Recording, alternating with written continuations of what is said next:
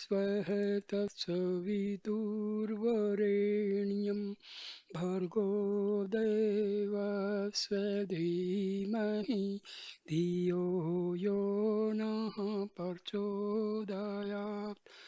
ओम शांति शांति शांति।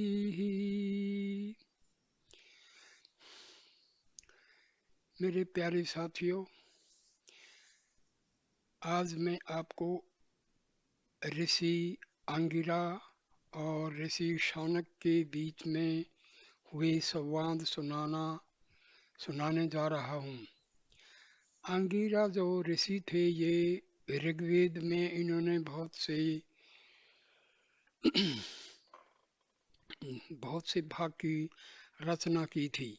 काफी श्लोक इन्होंने जो है ऋग्वेद में डाले हैं। शौनक महाभारत में बहुत चर्चित थे, तो इन दोनों के संवाद जो है के बारे में मैं आपको सुनाना चाहता हूँ। सारे विश्व की रचना करने वाले, समस्त भुवनों का पालन करने वाले ब्रह्मा सब देवताओं से पहले स्वतंत्र रूप से उत्पन्न हुए। उन्होंने अपने सबसे बड़े पुत्र अथर्वा को ब्रह्म विद्या का रहस्य समझाया। अथर्वा ने ब्रह्मा से प्राप्त ब्रह्म विद्या का रहस्य अंगिरा मुनि को समझाया। अंगिरा भी कहते हैं, अंगिरस भी है, दो नाम हैं इनके। अंगिरा मुनि ने भारद्वाज गोत्रीय सत्यवहा नामक ऋषि को समझाया। सत्यवहा ने ब्रह्म विद्या के स्थूल तथा सूक्ष्म दोनों रूपों का रहस्य अपने एक शिष्य को बताया था। उस शिष्य का नाम भी अंगिरा ही था।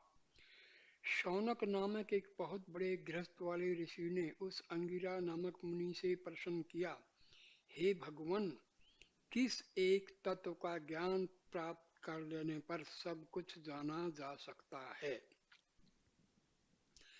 अंगिरा मुनि ने कहा, जो विद्वान लोग ब्रह्म ज्ञान से परिचित हैं, उनका कहना है कि दो विद्याएं जानने योग्य हैं। एक तो परम तत्व से संबंधित पराविद्या और दूसरी इहलोक और परलोक से संबंधित धर्म और अधर्म तथा पाप और पुण्य का फलाफल बताने वाली अपराविद्या है। ये समझ लो, फिजिकल जो सांसारिक विद्या है ये तो पराविद्या है, अपराविद्या है, और जो स्पिरिचुअल अध्यात्म की जो है वो पराविद्या है। ऋग्वेद, यजुर्वेद, सामवेद, अथर्ववेद, इन चारों वेदों के अध्ययन और उच्चारण आदि की रीति बताने वाली पाणिनि आदि मुनियों द्वारा रचित शिक्षा, उन वेदों में वर्णित कर्मों का अनुष्ठान करने की रीति बताने वाले सूत्र रूप कल्प, शब्द की शुद्धि से परिचित कराने वाला व्याकरण, वेदों के गूढ़ और कूट पदों के अर्थ का ज्ञान कराने वाला निरुक्त, वेदों में संकलित गायत्री, त्रिष्टुप आदि विविध छंदों का बोधक कराने वाला पिंगल, वैदिक कर्मों के अनुष्ठान का काल, ग्रह नक्षत्रों की गतिविधि आदि से परिचित करने वाला ज्योतिष, ये वेदों के 6 अंग हैं और ये सब अपराविद्या के नाम से प्रसिद्ध है। अर्थात कर्मकांड तथा उपासना आदि से संबंधित समस्त विद्याएं अपराविद्या के अंदर आती हैं, और जिस विद्या से अविनाश ब्रह्म का ज्ञान प्राप्त होता है वो पराविद्या है। परा मतलब स्पिरिचुअलिज्म और अपरा मतलब सांसारिक विद्या। जो अदृश्य है, जो इंद्रियों द्वारा पकड़ में नहीं आता, जिसकी उत्पत्ति का कोई कारण नहीं है, जो सब के वर्णों से रहित है, जिसके आंख और कान, हाथ और पैर नहीं हैं, जो नित्य है, समस्त विश्व जिसके वश में है, जो सर्वव्यापी, सूक्ष्म से भी सूक्ष्म और आकाश आदि 5 महाभूतों का कारण है, जिसका दर्शन केवल परम धैर्यशाली विवेकी पुरुष ही कर सकते हैं। वही कभी नाश को प्राप्त न होने वाला ब्रह्म है। उसका ज्ञान जो विद्या कराती है वही प्राविद्या है। जिस प्रकार मकड़ी जाला बुनने के समय अपने भीतर से तंतुओं को बाहर निकालकर फिर उन तंतुओं को अपने ही भीतर समेट लेती है, उसी प्रकार परमात्मा अपने भीतर से समस्त जगत को प्रकट करके अपने में ही लीन कर देता है। जिस प्रकार एक पृथ्वी से बीजों के भेद के कारण नाना प्रकार की औषधियां उत्पन्न होती हैं, उसी प्रकार एक ही आत्मा से विभिन्न प्रकार के प्राणी उत्पन्न होते हैं। जिस प्रकार जीवित पुरुष के शरीर में बाल उपजते हैं, उसी प्रकार चेतन ब्रह्म से जड़ जगत उत्पन्न होता है। बीज रूप ब्रह्म तत्व का विकास और फैलाव स्वयं उसी के ज्ञान द्वारा हुआ। उसको ये ज्ञान हुआ कि एक में बहुत रूपों में प्रकट हूँ। उसकी उस चेतना द्वारा विश्व की उत्पत्ति आरंभ हुई। सबसे पहले अन्न पैदा हुआ, अन्न से प्राण, प्राण से मन, मन से पंच महाभूत, महाभूतों से समस्त लोक और लोकों से कर्म और कर्मों से उनका फल उत्पन्न हुए। जो सर्वज्ञ है अर्थात जिससे किसी भी विषय का कोई भी ज्ञान छपा नहीं है, जिसका तप ही ज्ञान में है, उसी पर ब्रह्म से सभी प्रकार के नामों और रूपों के भेद उत्पन्न हुए। अंगिरा ऋषि ने कहा, यह सत्य है कि वेदों के मंत्रों में कर्म कांड के जो रूप बताए गए हैं, जो रीतियां समझाई गई हैं, वे नाना प्रकार से इस विश्व में फैले हुए हैं। तुम्हें चाहिए कि फल की इच्छा किए बिना सत्य मार्ग में दृढ़ रहकर उन सब कर्मों का आचरण करो, क्योंकि अपने पिछले जन्म के कर्मों के फल स्वरूप तुम जिस संसार में उत्पन्न हुए हो, उसमें तुम्हें ये सब बाहरी कर्म करने ही पड़ेंगे। यज्ञ की अग्नि जब पूर्ण रूप से जल उठती है और उसकी लपटें ऊपर को उठने लगती हैं, तो उसमें श्रद्धा पूर्वक आहुतियों को डालना चाहिए। यही क्रम मार्ग है, जिसका अग्निहोत्र नामक यज्ञ अमावस्या तथा पौर्णमासी में किए जाने योग्य कर्मों से युक्त नहीं होता, चातुर्मास्य में किए जाने योग्य कर्मों से रहित होता है, शरत काल में नए जन्म से होने वाले अग्रहायण कर्म की विधि से युक्त नहीं होता, और जिसमें अतिथियों का पूजन भी योग्य रीति से नहीं होता। जो वैष्णव देव की अर्चना से रहित होता है वह निष्फल हो जाता है। काली कराली मन के समान वेग वाली, मनोजवा लाल होने के कारण सुलोहिता, धूमेली होने के कारण सुधूम्रवर्णा, चिंगारियों से होने के चिंगारियों से युक्त होने के कारण सफोलिंगिनी, सब प्रकार की सुंदरताओं से भरी होने के कारण विश्वरूपी उज्जवल प्रकाश से पूर्ण होने के कारण देवी सात अग्नि की लपटें उसकी जीभ हैं। ये लपटें उस व्यक्ति की दी हुई आहुतियों को ग्रहण करती हैं जो उचित समय पर उपयुक्त रीति से अग्निहोत्र का अनुष्ठान करता है। उन आहुतियों को ग्रहण करने पर वे अग्नि शिखाएं सूर्य किरणों में बदल जाती हैं और उस व्यक्ति को दिव्य लोक में पहुंचाती हैं, जहां देवताओं का एकमात्र स्वामी इंद्र सबसे ऊपर रहता है। वे प्रज्वलित आहुतियां उस यज्ञ कर्ता से मानो कहती हैं, आओ आओ, तुम्हारे कर्म कांड से और पवित्र अनुष्ठान से तुम्हें दिव्य लोक प्राप्त होने वाला है। ऐसा कहकर सूर्य की किरणों द्वारा उसे ऊपर ले जाती हैं। यज्ञ के इस सारे अनुष्ठान के सहचर यजमान को पार लगाने वाली डोगियों की तरह हैं, पर ये डोगियां न सुदृढ़ हैं न स्थायी। इसलिए ज्ञानियों ने यज्ञों द्वारा आचरित होने वाले कर्मों को अत्यंत हीन श्रेणी का बताया है। जिस प्रकार छोटी छोटी डोंगियां विशाल समुद्र के पार ले जाने योग्य नहीं होती और केवल मछलियां पकड़ने के काम में लाई जा सकती हैं, और जिस प्रकार उनमें बैठे हुए व्यक्तियों को लौटकर इसी पार आना पड़ता है, उसी प्रकार ये यज्ञ रूपी छोटी नावें केवल स्वर्ग तक पहुंचाने में समर्थ होती हैं। स्वर्ग के भोग पूरे होने और कर्मफल अक्षीण होने पर व्यक्ति को फिर मृत्यु लोक में ही लौटना पड़ता है। जन्म मरण के भंवरों में ग्रस्त संसार रूपी सागर को केवल ज्ञान रूपी विशाल जलयान जहाज ही पार करा सकता है। इसलिए जो मूर्ख यज्ञ आदि कर्मों को ही श्रेष्ठ और कल्याणकारी मार्ग इसकी प्रशंसा करते हैं, वे कुछ समय तक स्वर्ग का ऐश्वर्य भोग करने के बाद फिर जन्म मरण के चक्कर में फंसते हैं और रोग शोक तथा दुख दारिद्र्य के शिकार बनते हैं। जो मूढ़ लोग अविद्या से ग्रस्त होकर अपने आप को बहुत बड़ा पंडित मानते हैं और ज्ञानियों के तत्वोपदेश से विमुक्त रहते हैं, वे रोग शोक और जरा मृत्यु से पीड़ित होकर उसी प्रकार भरम जाल रूपी गड्ढों में गिरते रहते हैं, जिस प्रकार एक अंधा दूसरे अंधे द्वारा बताए गए मार्ग पर चलने के कारण गिरता रहता है। अज्ञान के अंधकार से घिरे रहने के कारण वे बालकों के समान अबोध और मूढ़मती व्यक्ति यज्ञादि अनुष्ठानों को करते हुए अपने को कृतार्थ समझकर यह अभिमान करते फिरते हैं कि हमने वास्तविक सिद्धि प्राप्त कर ली है। ऐसे कर्मकांडी पुरुष कर्म फल के प्रति आसक्ति या लालसा रखते हैं और स्वर्ग प्राप्ति के बाद जब उनका कर्म फल क्षीण हो जाता है तब दुख से व्याकुल होकर नीचे गिरते हैं। वे फिर जन्म लेते हैं और फिर मरते हैं और सच्चे ज्ञान के स्वरूप से कभी परिचित नहीं हो पाते। देखो, यज्ञ का अपना एक अलग महत्व है। जहाँ पर यज्ञ होते हैं, एक तो वहाँ पर जो रोग के कीटाणु हैं वो पैदा नहीं हो पाते हैं।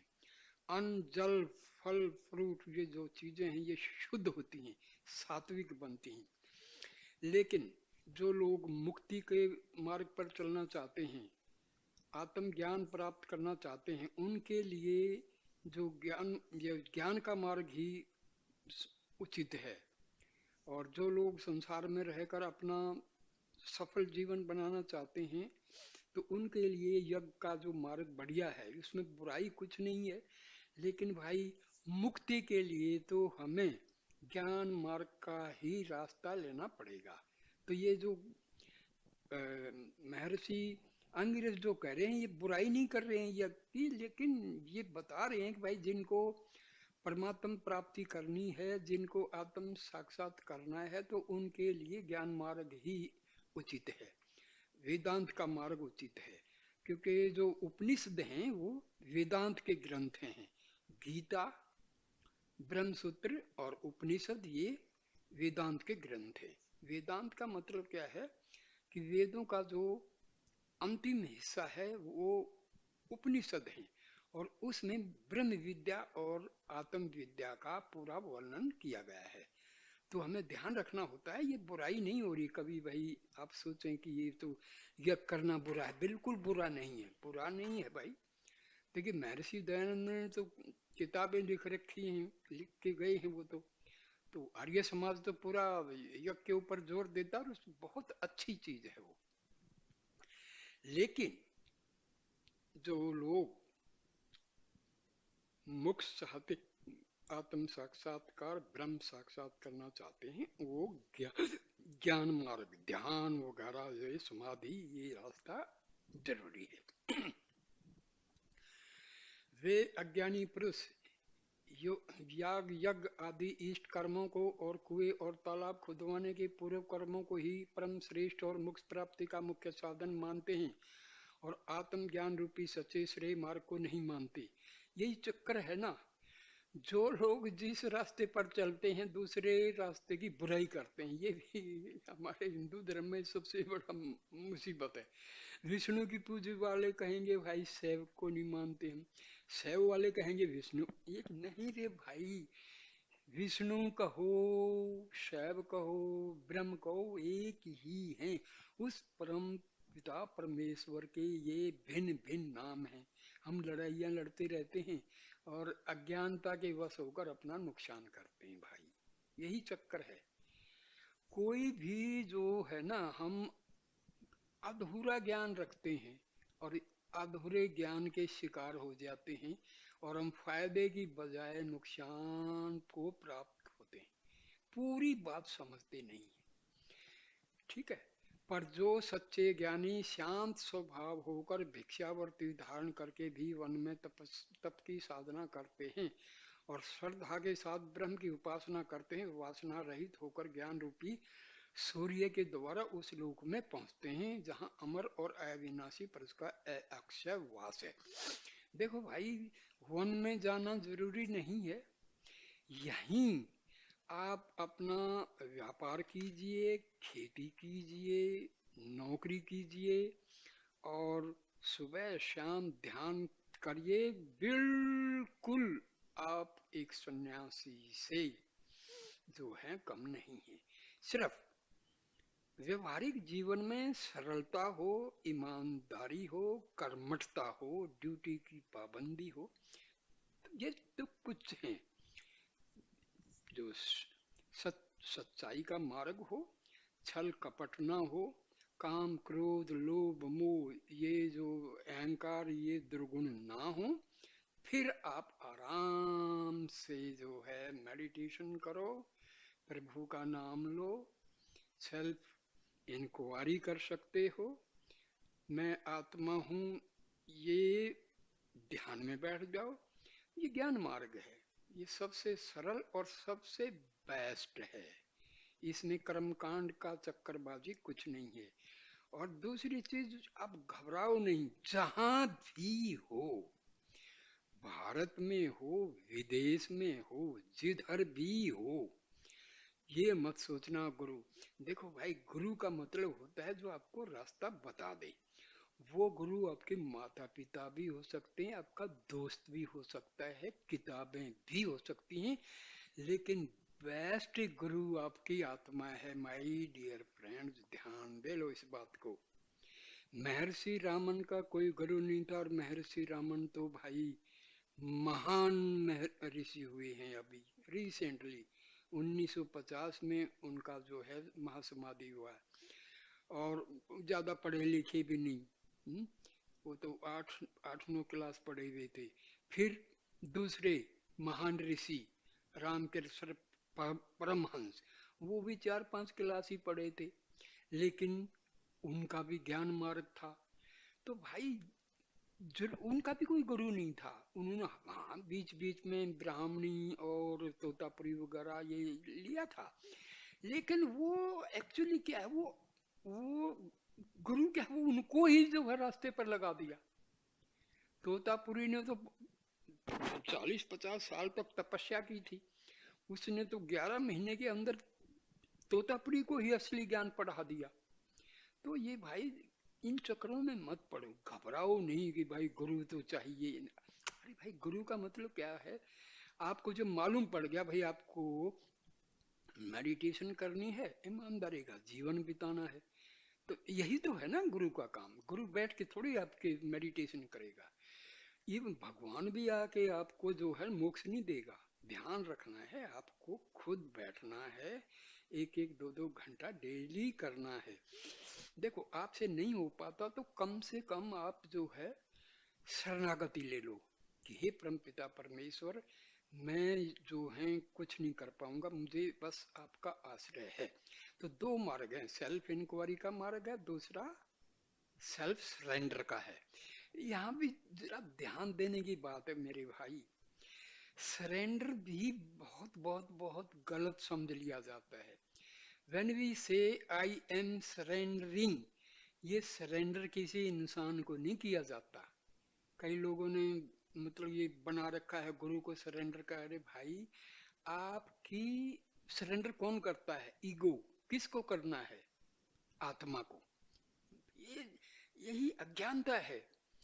सरेंडर, जब आप सरेंडर करें, किस कौन सरेंडर कर रहा है? मीडियम क्या है? मीडियम आपका ईगो है। माइंड की मॉडिफिकेशन है ये ईगो। जब आप भाई मेरे बस का नहीं है, कौन कह रहा है? ये ईगो। फिर किसको प्रार्थना कर रही है ये ईगो? आत्मा को। तो भाई ये आपको कहीं गुरु के चक्कर में नहीं पड़ना है, कुछ नहीं करना है।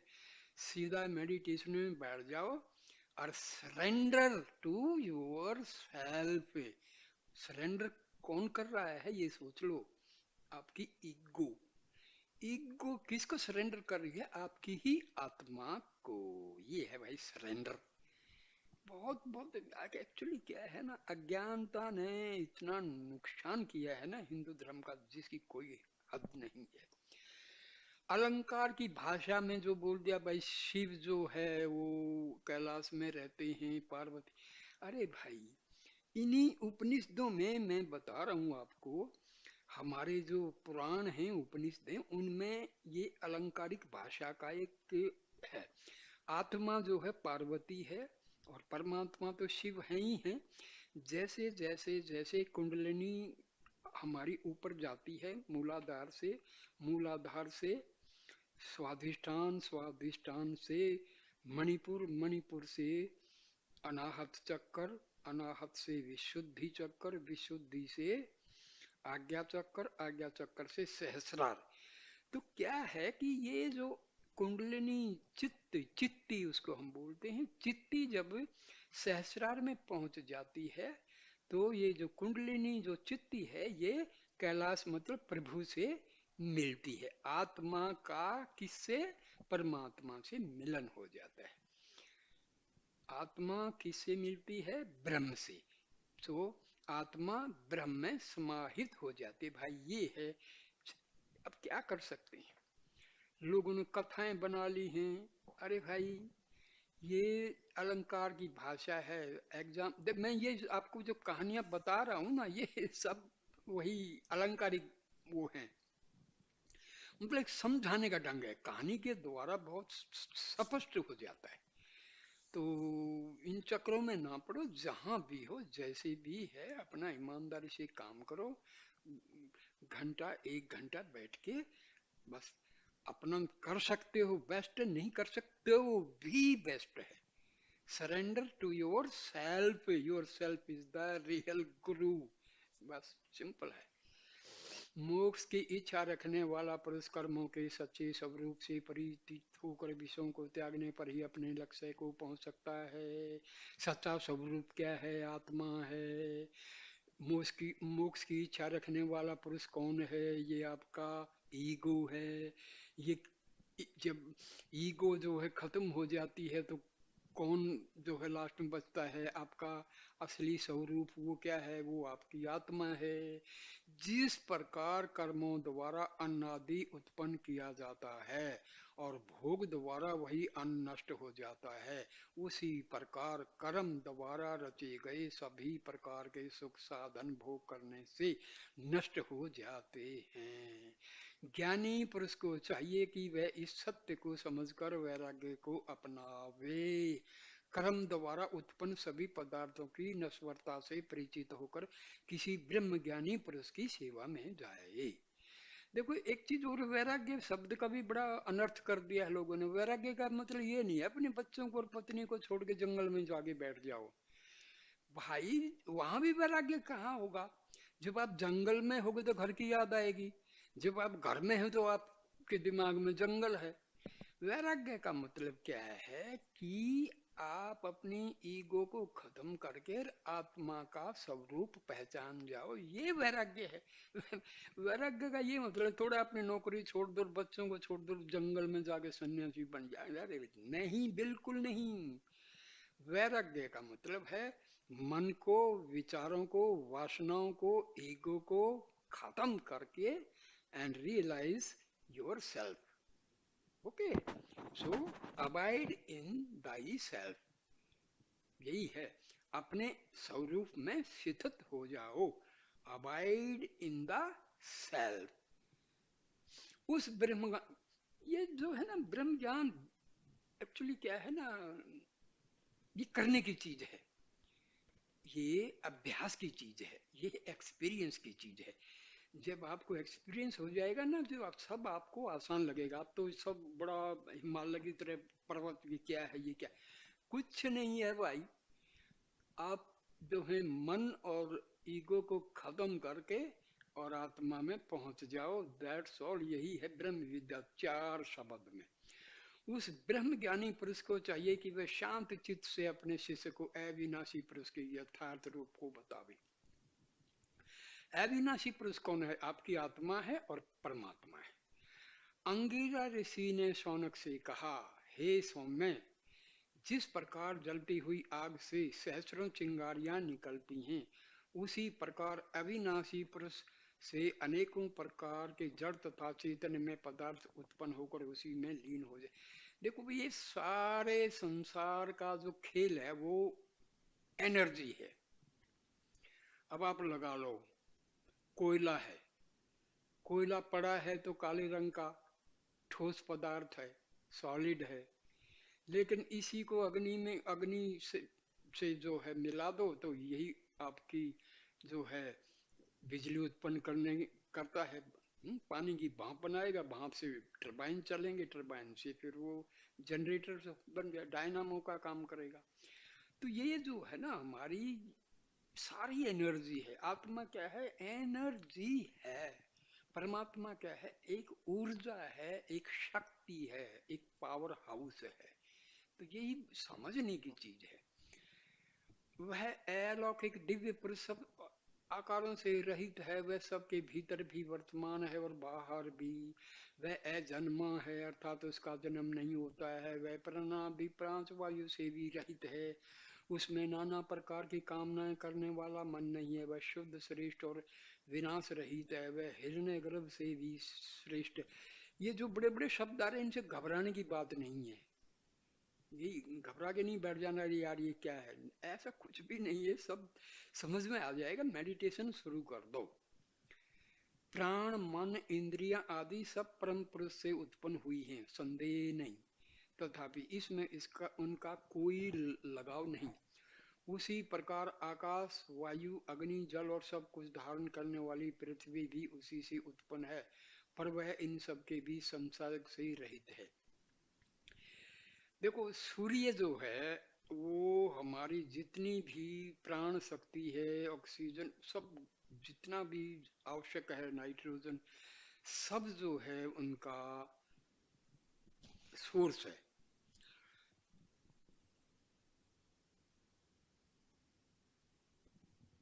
जो सूर्य को ही हम सविता देवता बोलते हैं, क्योंकि हमारी जो प्राण शक्ति है उसका दाता जो है सूर्य है।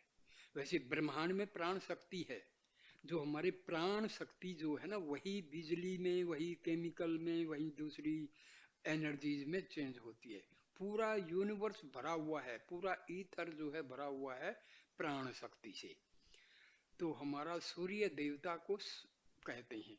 और ये गायत्री मंत्र का जो देवता है वो सूर्य है। सूर्य से वैसे लगता है निर्जीव है, जड़ पदार्थ नहीं भाई, क्योंकि हमारा जो जीवन है वो सूर्य से ही संचालित है। सूर्य को 5 मिनट बंद कर दो, खत्म कहानी, कोई जीवित नहीं रहेगा। ठीक है ना? हे प्रिय दर्शन शौनक, इस दिव्य पुरुष का सिर अग्नि है, सूर्य और चंद्रमा उसकी दोनों आंखें हैं, 10 दिशाएं उसके कान हैं, चारों वेद ही उसकी वाणी के स्वरूप हैं, वायु ही उसका प्राण है, समस्त विश्व उसका हृदय है, पृथ्वी उसके चरणों से उत्पन्न हुई और वह समस्त। देखो भाई, हमारा जो ओंकार है ना, ओम जो है, ये ब्रह्मांड में एक नेचुरल साउंड है जो 24 आवर चलती रहती है। आज मैंने एक वीडियो दिया है, नासा ने रिसेंटली जो है रिकॉर्ड किया है ओम की साउंड। ये निरंतर जो है ओम की साउंड जो है वहां से एमिट होती रहती है, सूर्य से।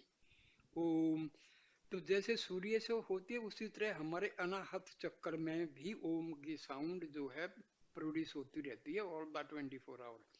इसको नाद योग के हिसाब से हम इसको कर सकते हैं। नाद योग की प्रैक्टिस करनी पड़ती है। उस पुरुष से ही अग्नि उत्पन्न हुई, उस महाअग्नि की समीदा सूर्य है। अर्थात जिस प्रकार काश से अग्नि प्रज्वलित होती है उसी प्रकार सूर्य उस विराट अग्नि को प्रकाशित करता है। उस अग्नि से चंद्रमा उत्पन्न होता है, उससे बादलों की उत्पत्ति होती है, बादलों से वर्षा होती है, वर्षा से पृथ्वी पर नाना प्रकार की वनस्पतियां उपजती हैं। उन वनस्पतियों के विकास द्वारा पुरुष नाना प्रकार के जीवन। देखो, अब आप लगा लो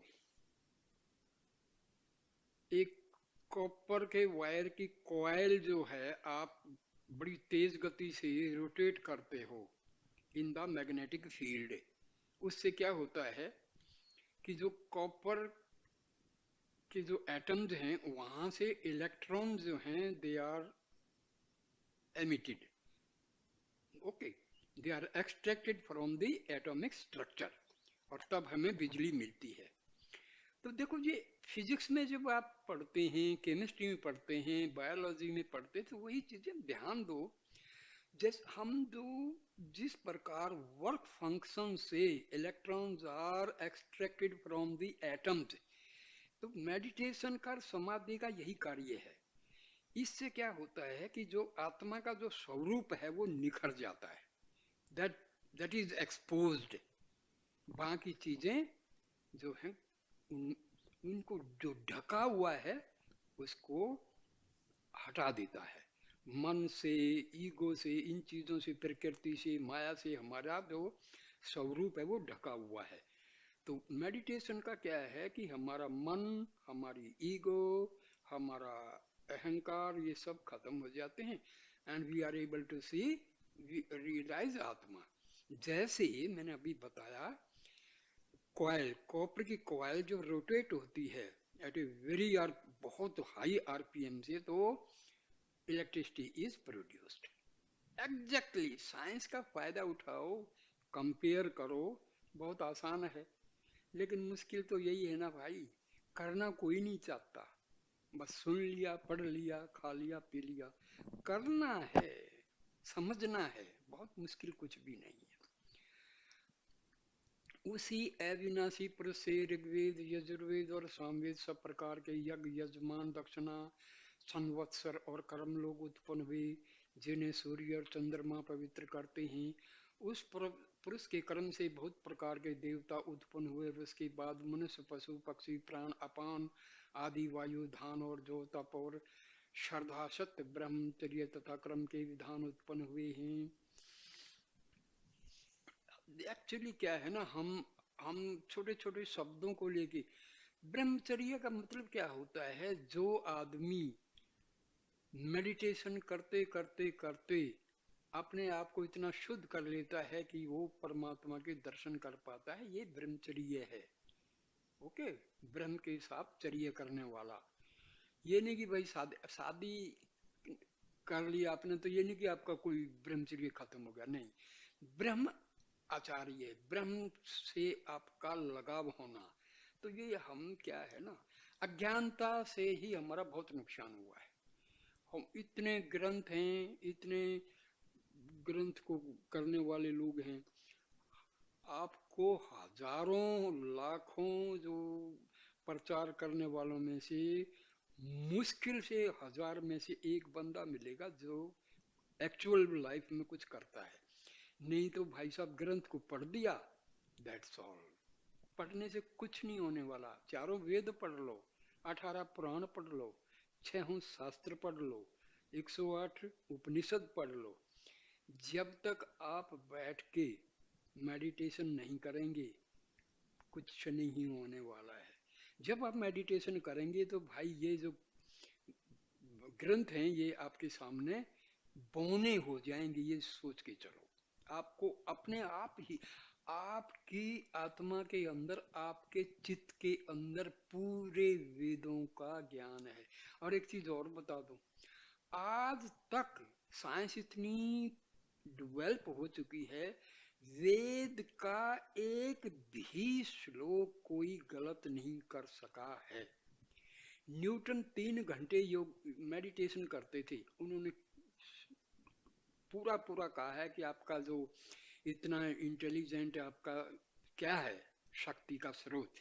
तब उन्होंने कहा था कि मैं ये जो हिंदू धर्म का मेडिटेशन है मैं उसको फॉलो, योगा को फॉलो करता हूँ। तो भाई आप लोग करो, करना है, बिना करे तो कुछ होगा नहीं।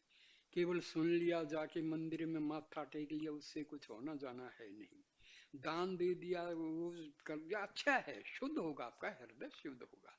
लेकिन जहां तक आत्मा और परमात्मा का साक्षात्कार है वो तो करने से ही होगा। उसी पर से ही समुद्र और सभी पर्वत उत्पन्न हुए, और अनेकों रूप धारण करने वाली सिंधु, गंगा, यमुना आदि नदियां भी उत्पन्न हुई। उसी से सब प्रकार की औषधियां और रस उत्पन्न हुई। उन रसों के द्वारा सूक्ष्म शरीर चतुर पंचभूतों सहित स्थित हैं। हे सौम्य, कर्म तप हिरण्य गर्भ अमृत आदि सब कुछ उसी मूल रूप पुरुष से ही उत्पन्न है। समस्त प्राणियों के अंतःकरण रूपी गुहा में स्थित उस परम ब्रह्म को जानकर जो व्यक्ति यह समझ लेता है कि उस पुरुष से भिन्न विश्व में कोई भी पदार्थ नहीं है, वह अविद्या के माया जाल को नष्ट करने में समर्थ होता है। भाई सारे जो हैं उपनिषद पढ़ लो, असली बात क्या है, मन को और ईगो को जो है डायरेक्ट कर दो आत्मा की तरफ। ईगो खत्म, मन खत्म, आत्मा का दर्शन, सीधा सरल मार्ग है। अंगिरा ऋषि बोले, हे शौनक, यह अविनाशी ब्रह्म स्वयं अपनी ज्योति से प्रकाशमान है, यह सब प्राणियों का अंतर्यामी है, यह हृदय रूपी गुफा में विचरण करता है, इसलिए इसका नाम गुहाचर है। गुहा बोलते हैं हमारा स्पिरिचुअल हार्ट है। देखो भाई, ये याद रखना, जब महर्षियों ने तपस्या की, उन्होंने परमात्मा को जाना, आत्मा को जाना, उनके अंदर वही दो आंखें थी, दो हाथ, दो पैर, मन बुद्धि, सब वही, पांच प्राण, पांच उपप्राण, सब वही, एस्ट्रल बॉडी उनका वही, पांच कोष, अन्न में कोष, प्राण में कोष, मनो में कोष, आज्ञा और विज्ञान में कोष और आनंद में कोष, वही जो है कुंडलिनी के चक्कर हैं, मूलाधार चक्कर, स्वाधिष्ठान चक्कर, मणिपुर चक्कर, अनाहत चक्कर, विशुद्धि चक्कर, आज्ञा चक्कर और सहस्रार और ब्रह्मरंध्र एकदम सबसे ऊंची अवस्था में। तो भाई जब वो कर सकते थे तो हम भी कर सकते हैं, ये मन में दृढ़ विश्वास पैदा कर लो। When they could do, we can do equally, because God has given us the everything same, there is no difference. आत्मा एक है, एक ऋषि की आत्मा और एक आम आदमी की आत्मा में कोई फर्क नहीं है, फर्क है मन में और ईगो में। That's all my dear. आपकी ईगो खत्म, मन खत्म, you are also a sage, you are also a Mahatma. ये है ब्रह्म विद्या, बहुत मुश्किल नहीं है भाई, लेकिन मुश्किल हमने बना दिया है। यह समस्त जीवों का आश्रय स्वरूप है, उड़ने वाले जीव, प्राणवायु को ग्रहण करने वाले तथा पलक मारने की क्रिया करने वाले सब प्राणी, ये सब इसी के आश्रय से स्थित हैं। ये सत्य है और असत्य भी, यह स्थूल और सूक्ष्म दोनों प्रकार के पदार्थों का मूल कारण है। यह परम पूजनीय और प्राणियों के ज्ञान से परे है, अर्थात मनुष्य का कोई भी ज्ञान उसके यथार्थ स्वरूप के हृदयंगम करने में समर्थ नहीं हो सकता। भाई जब तक आप मेडिटेशन करके और जो है कंसंट्रेशन पावर आप इंक्रीज नहीं करोगे, ये बातें समझने से भी समझ में आएंगी नहीं, लेकिन जब करोगे तो ये बातें आसान बन जाएंगी। यह जो कुछ भी प्रकाशमान है, जो अणु का भी अणु सूक्ष्म से भी सूक्ष्म है, जिसमें समस्त लोगों के निवासी स्थित हैं, वही अविनाशी ब्रह्म है, वही प्राण है, वही वाणी है, वही मन है, वही सत्य है, वही अमृत है, वह जानने योग्य है। हे सौम्य, तुम मुझसे जानने। देखो हमारे शरीर के सारे अंग किससे काम कर रहे हैं? प्राण से। प्राण कहाँ से उत्पन्न होता है आपके शरीर में? देखो, वायुमंडल से, ब्रह्मांड से भी हम प्राण खींचते हैं, लेकिन भाई जो असली प्राण जिससे हम जीवित रहते हैं वो हमारी आत्मा से, याद रखना है। आत्मा से प्राण की उत्पन्न होती है, आत्मा से मन की उत्पत्ति होती है, आत्मा से ईगो, अहंकार, महत्व सारे जो भी हैं सबकी उत्पत्ति आत्मा से होती है। ठीक है। उपनिषद में वर्णित ज्ञान के महाशर रूप धनुष को ग्रहण करके उपासना द्वारा शान पर चढ़ाए गए बाण को उस पर चढ़ाना चाहिए। ब्रह्म को लक्ष्य बनाकर एकाग्र चित्त से उस परम लक्ष्य को भेदना उचित है। पर्णव ओकार ही धनुष है, आत्मा ही बाण है, ब्रह्म लक्ष्य है। एकाग्र मन से उस लक्ष्य को भेदते हुए बाण के समान उसमें तन्मय और तद्गत होना चाहिए, अर्थात जिस प्रकार तीर निशाने के भीतर जाकर घुस जाता है, उसी प्रकार साधक को चाहिए कि वह ब्रह्म में लीन होने का प्रयत्न करे। यदि आपका मेडिटेशन में मन नहीं लगता है तो वो आप गायत्री मंत्र का जाप कर सकते हैं। वो भी ना हो पाए तो भाई ओम का जाप कर लो, सबसे आसान, सबसे बेस्ट। ओम का जो जाप है, देखो ये मैं आपको बताऊं, लोग बहका देते हैं। ओम का जाप करोगे तो आपका घर घर से, अपने बच्चों से, बीवी से, सबसे आपका नाता, कैसे कैसे यार, अज्ञानता है। अरे ओम तो जोड़ने वाला है, वो आपको वियोग नहीं, वो योग कराने वाला है। तो आप कर सकते हैं। जिस परम आत्मा में स्वर्ग, पृथ्वी और अंतरिक्ष, समस्त प्राण और मन ये सब जुड़े हुए हैं, केवल उसी को जानने की चेष्टा करो। अन्य सब विषयों के ज्ञान को छोड़ दो, केवल मात्र वह अमर आत्मा ही मोक्ष के लिए सिद्ध। तो तब से मैं यही तो कह रहा हूँ भाई, सब आखिरकार सारे उपनिषद, सारे वेद, सारे शास्त्र, सारे प्राण एक ही चीज पर आते हैं, आत्मा को जान लो। आत्मा क्या है? आप खुद ही आत्मा हो, लेकिन आपने शरीर को मान लिया। मैं राम हूं, मैं कृष्ण हूं, मैं पीटर हूं, मैं ये हूं, संजय हूं, मैं आदित्य हूं। ये हूं जो है ना, एक्चुअली हूं आत्मा है, और बाकी उससे जो अलग है ना, वो सब फालतू है। मैं संजय हूं, जो संजय को हटा दो तो मैं हूं। मैं हूं, मैं क्या है? ये आपकी आत्मा। हूं मतलब एग्जिस्टेंस। सो सत्य चित्त आनंद। हुँ? मैं हूं, बीच में मत लाओ किसी को, खत्म। मैं हूं, मैं आत्मा हूं। I am the soul. Simple चीज है। जिस हृदय में सब नाड़ियां रथ की नाभि में तिरछी कांटे की तरह एकीभूत होती हैं, वही यह आत्मा नाना रूपों से विराजमान रहता है। ओंकार के रूप में उस आत्मा का ध्यान करना चाहिए, तभी तुम अविद्या रूपी अंधकार से पार निकलकर कल्याण प्राप्त कर सकोगे। सेल्फ इनको ये मैं पहले उपनिषदों के आहिस्ता आहिस्ता आहिस्ता वीडियो बना रहा हूँ, फिर मैं सेल्फ इंक्वायरी पर आऊंगा, जो एक्चुअल में मेरा उद्देश्य है। लेकिन एकदम से सेल्फ इंक्वायरी हो नहीं पाती है लोगों से, या तो भाई उनका पूर्व जन्मों का संस्कार हो, या पूर्व जन्मों में उन्होंने तपस्या की है, तो उनके लिए तो आसान है। नहीं तो सेल्फ इंक्वायरी एकदम से करना बहुत मुश्किल होता है।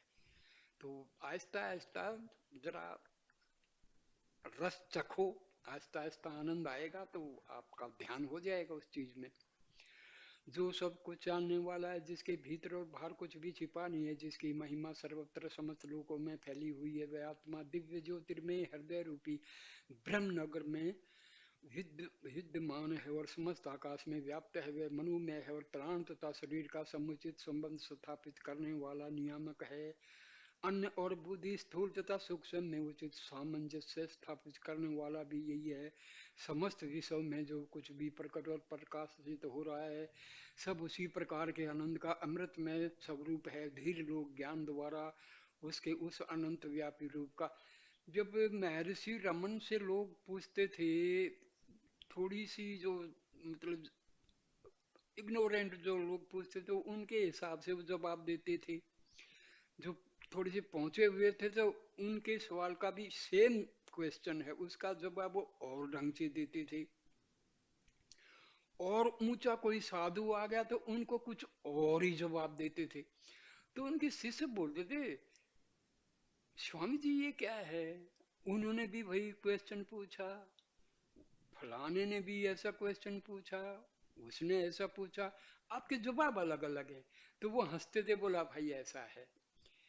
अब मैं उनको एकदम ही जो है उच्च कोटि का जवाब दे दूंगा तो वो बेचारों को पल्ले पड़ेगा नहीं, मैं क्या कर सकता हूँ।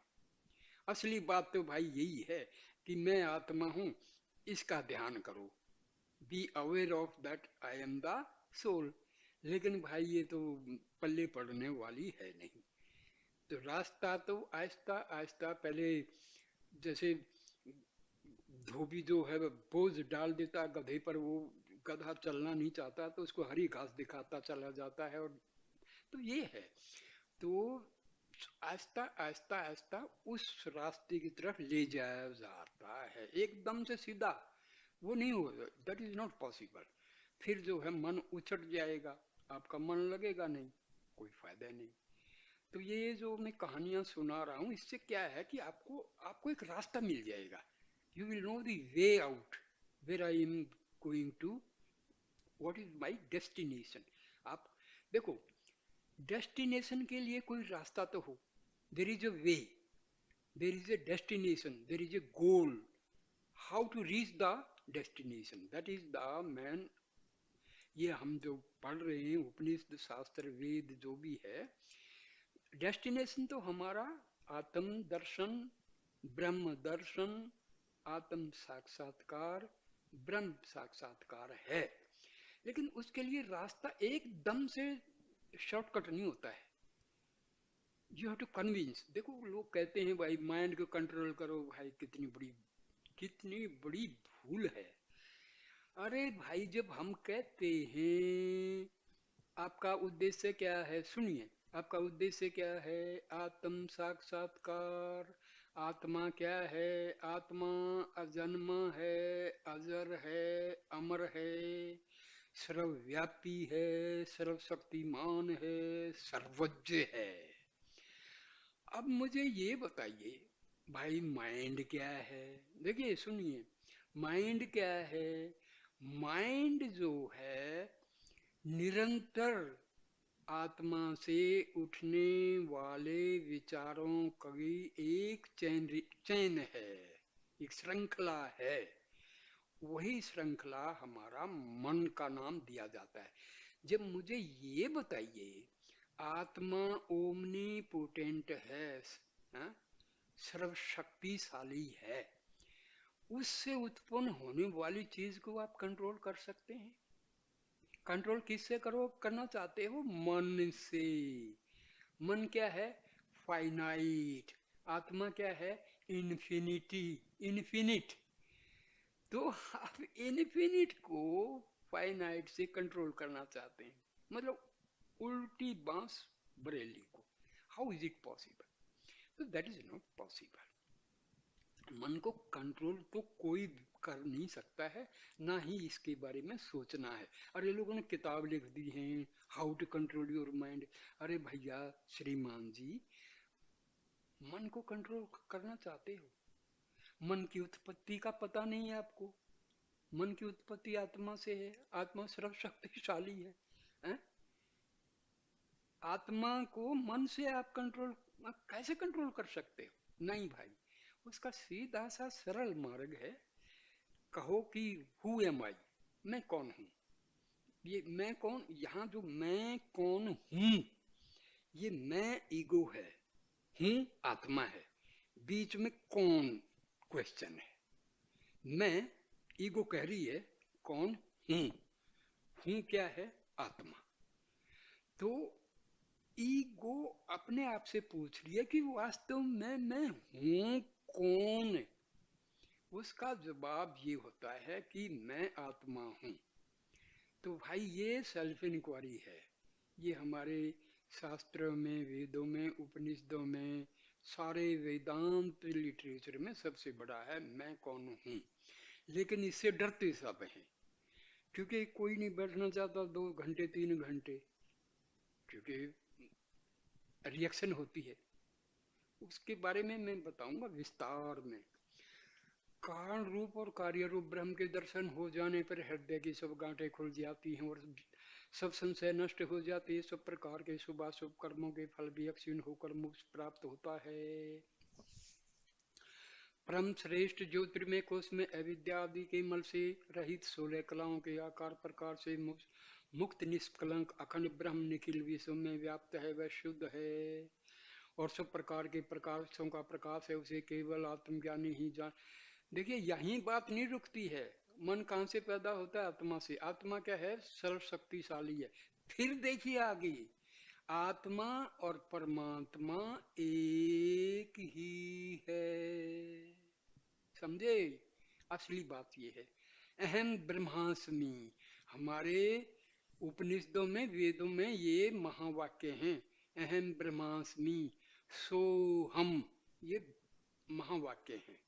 तो ये है, उसे न सूर्य प्रकाशित कर सकता है, न चंद्रमा, तारागण भी उसे ज्योति प्रदान करने में असमर्थ हैं, बिजलियां भी उसके आगे निस्तेज हैं, अग्नि की तो बात ही क्या, उसी के तेज से तो ही प्रकाशित होती हैं।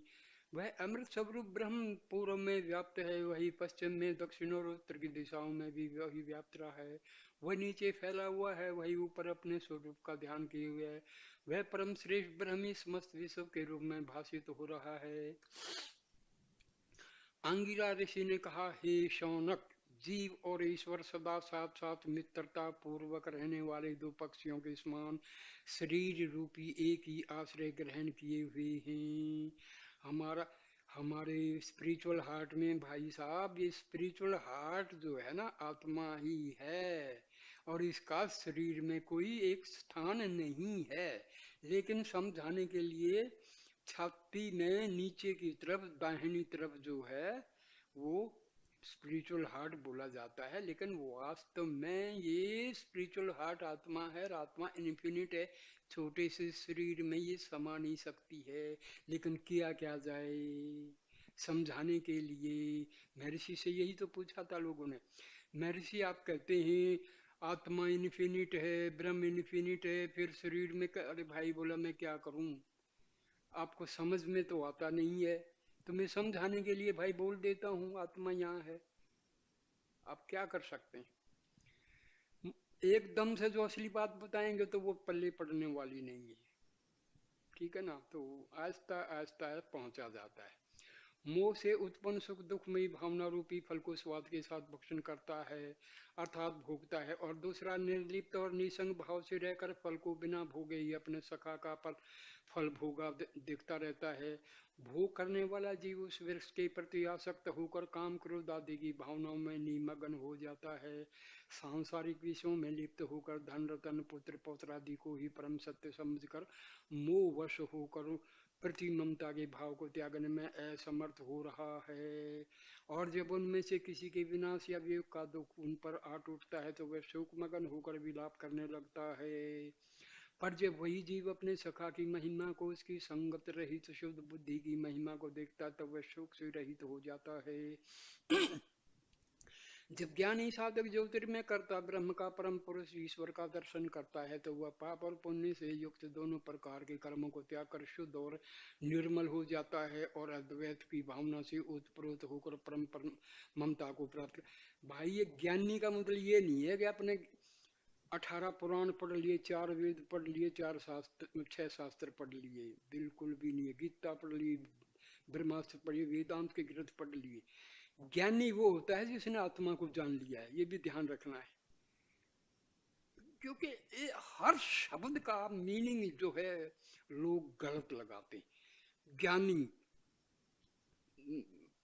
बहुत सारों से मेरी बहस हुई है, तो एक्चुअली ज्ञान का मतलब होता है जिसने आत्म तत्व को समझ लिया है, वो ज्ञानी है। वो ज्ञानी नहीं है कि मेरे को संस्कृत आती है, मेरे को ये श्लोक, अरे भाई संस्कृत आना जरूरी नहीं, श्लोक आना जरूरी नहीं, कुछ भी आना जरूरत नहीं। आत्मा पहचान लिया तो सारे ग्रंथ तो आप खुद ही ग्रंथ बन गए। चक्र यही है ना, हम समझते नहीं है। ज्ञानी का मतलब है a person who has realized his self, जिसने आत्म साक्षात कर लिया, ब्रह्म साक्षात कर लिया। आत्म साक्षात्कार कहो, ब्रह्म साक्षात्कार करो, एक ही बात है। अब तो ज्ञानी का मतलब ये नहीं होता है कि आपने वेद शास्त्र और भैया ग्रंथ पढ़ लिए, शास्त्र पढ़ लिए, न्याय शास्त्र पढ़ लिया, योग शास्त्र पढ़ लिया, मीमांसा शास्त्र पढ़ लिया, है? ये सब नहीं है। वो जरूरी है, वो ज्ञान वो भी अपनी तरफ है, लेकिन असली बात ज्ञानी की मतलब है the person who has realized his self, who abides in the self, जो अपने आत्म स्वरूप में स्थित है, वही ज्ञानी है। जो प्राणों का भी प्राण है और जो समस्त जीवों में विराज रहा है, उस महाप्राण ब्रह्म को जानने वाला व्यक्ति सम्यक विचार वाला होता है। वह समदृष्टि रखता है, वह आत्मा में ही रमने वाला और साथ ही निर्लिप्त भाव से कर्म करने वाला, फल की इच्छा से रहित होता है, वह ब्रह्म ज्ञानियों में श्रेष्ठ होता है। ज्योतिर्मय रूप शुद्ध आत्मा शरीर के भीतर अंतकरण में वर्तमान रहता है, उसे केवल सब प्रकार के दोषों से रहित त्यागी पुरुष ही देख पाते हैं। यह सत्य है ब्रह्मचर्य से और यथार्थ ज्ञान से प्राप्त होता है। जय केवल सत्य की ही होती है, मिथ्या की नहीं। सत्य से ही मनुष्य के लिए देव मार्ग खुला हुआ रहता है। उस दिव्य मार्ग के द्वारा सब प्रकार की तृष्णाओं से मुक्त पूर्ण काम ऋषि और उनके मन में किसी प्रकार की कामना शेष न रह गई हो, वहां पहुंचते हैं जहां सत्य रूप ब्रह्म का परम धाम है। लोक में जाने की इच्छा करता है, उसी लोक को प्राप्त कर लेता है। जिस प्रकार के सुख भोग को चाहता है उसकी निश्चय ही पूर्ति हो जाती है। इसलिए ऐश्वर्य की कामना करने वाले व्यक्ति को चाहिए कि वे आत्मज्ञानी के प्रति श्रद्धा का भाव प्रदर्शित करे। आत्मज्ञानी, आत्मज्ञानी का मतलब जिस इंसान को आत्मा का ज्ञान हो गया है वो आत्मज्ञानी है या वही ज्ञानी है।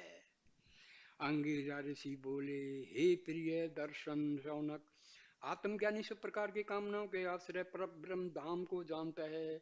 उस परम धाम में यह सारा विश्व स्थित है। यह अपने शुभ्र प्रकाश से सब प्रकार भाषित होता रहता है। जो पुरुष उस ब्रह्म की उपासना सब प्रकार की इच्छाओं से रहित होकर करते हैं, वे जन्म मरण के चक्कर से मुक्त हो जाते हैं। जो पुरुष सुख भोग के विषयों की चिंता करता है, उन्हें प्राप्त करने की इच्छा मन में रखता है, वह कामनाओं के साथ विशेष विशेष लोकों में जन्म लेता है। पर जो व्यक्ति सब प्रकार की कामनाओं को त्याग कर पूर्ण काम हो जाता है, उसके आगे आत्मा का प्रकाश भाषित हो जाता है।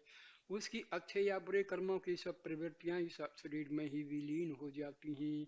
यह आत्मा ने वेदों के पाठ से प्राप्त, देखो भैया मैं जो कह रहा था, यह आत्मा न वेदों के पाठ से प्राप्त हो सकती है, न मस्तिष्क की शक्ति द्वारा और न शास्त्रों के अध्ययन अथवा श्रवण द्वारा, पर जिस कामना रहित दिव्य ज्ञान संपन्न पुरुष की आगे ये आत्मा अपने आप अपना विशुद्ध प्रकाश में रूप व्यक्त करती है, केवल वही उसे प्राप्त करने में समर्थ है। कहीं घूम लो भैया, चक्री चक्री काट के आना तो वही है।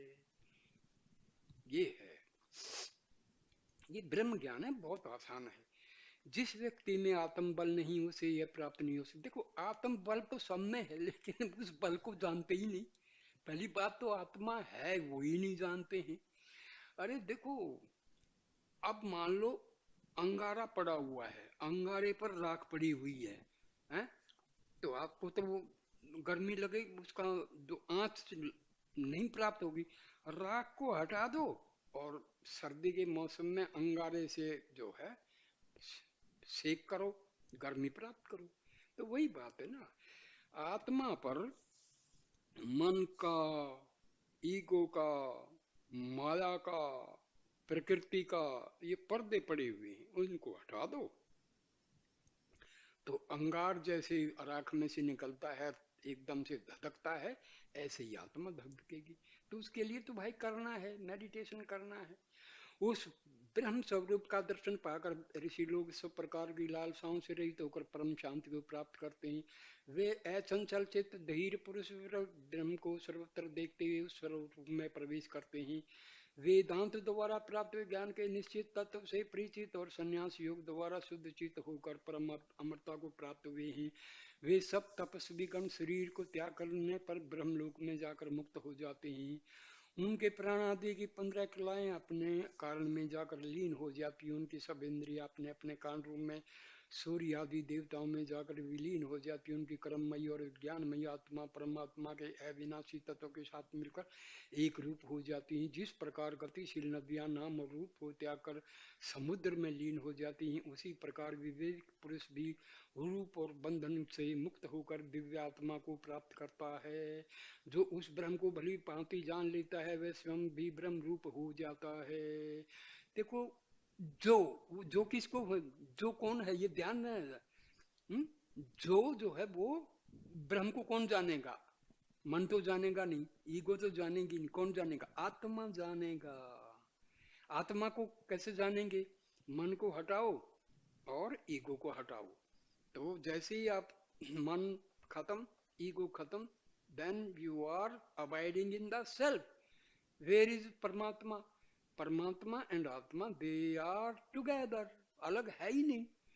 पानी है, घड़े से आपने गिलास में पानी लिया तो वो गिलास पानी दोनों एक ही घड़े में डाल दो।